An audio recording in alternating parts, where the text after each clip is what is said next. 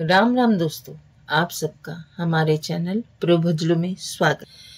इस वर्ष नवरात्रि 22 सितंबर से शुरू हो रही है और माँ दुर्गा इस बार हाथी पर सवार होकर आ रही हैं।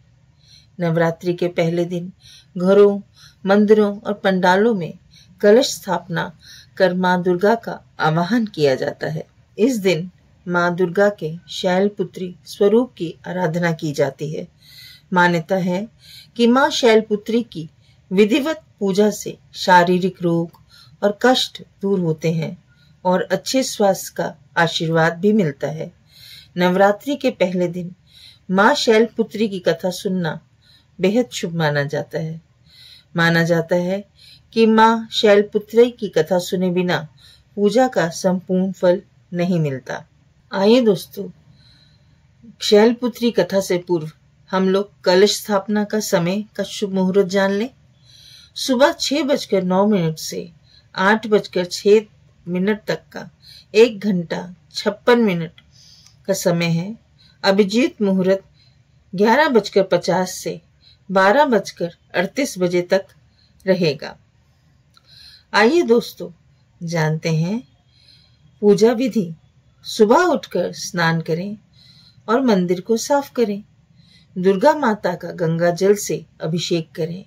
मैया को अक्षत, लाल चंदन, चुनरी और लाल पुष्प अर्पित करें। सभी देवी देवताओं का जल अभिषेक करें। फल, फूल और तिलक लगाएं। घट और कलश स्थापित करें। प्रसाद के रूप में फल और मिठाई चढ़ाएं। घर के मंदिर में धूप बत्ती और घी का दीपक जलाएं। दुर्गा सप्तशती और दुर्गा चालीसा का पाठ करें। पान के पत्ते पर कपूर और लौंग रखकर माँ की आरती करें। अंत में क्षमा प्रार्थना अवश्य कीजिएगा, क्योंकि हम लोगों से भूल चूक हो ही जाती है। अब जानते हैं माँ शैलपुत्री की कथा।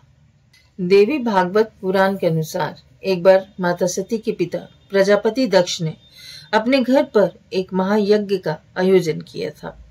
उन्होंने इस यज्ञ में सभी देवी देवताओं को आमंत्रित किया, लेकिन अपने दामाद यानी भगवान शिव और माँ सती को नहीं बुलाया। जब यज्ञ की सूचना माता सती को मिली तो वे अपने मायके यज्ञ में शामिल होने जाना चाहती थी। उन्होंने अपनी इच्छा भगवान शिव को बताई, लेकिन भगवान शिव ने कहा कि उन्हें निमंत्रण नहीं दिया गया है, इसलिए वहां जाना उचित नहीं होगा। ऐसा कहकर उन्होंने सती को यज्ञ में जाने से मना किया, लेकिन देवी सती ने उनकी बात नहीं मानी और वहां चली गई। वहां पहुंचने पर माता सती के पिता ने उन्हें खरी खोटी सुनाई और भगवान शिव का अपमान किया। अपने पति का अपमान वे सह नहीं सकी और स्वयं योग अग्नि में कूदकर अपनी आहुति दे दी और यज्ञ को विध्वंस कर दिया। इसके बाद देवी सती ने पुनः हिमालय पर्वत की पुत्री देवी पार्वती के रूप में जन्म लिया। माता के स्वरूप को शैलपुत्री यानी हिमालय की पुत्री कहा जाता है।